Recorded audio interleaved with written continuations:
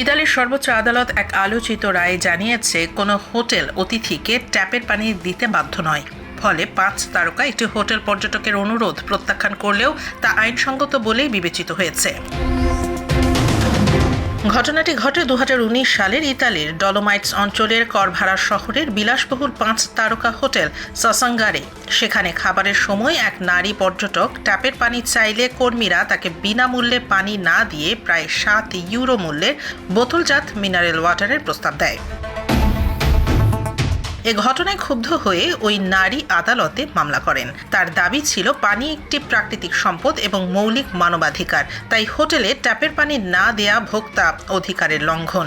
এমনকি তিনি মানসিক কষ্ট ও আর্থিক ক্ষতির অভিযোগ এনে প্রায় 2700 ইউরো ক্ষতিপূরণও দাবি করেন।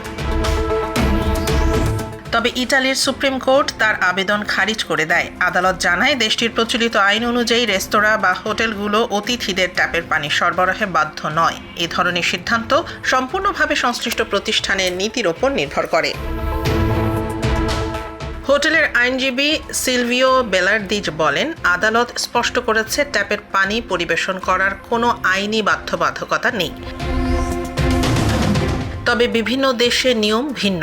যেমন ইংল্যান্ড ও ওয়েলসে লাইসেন্সধারী খাবারের প্রতিষ্ঠানগুলোকে অনুরোধ করলে বিনামূল্যে পানযোগ্য পানি সরবরাহ করতে হয়।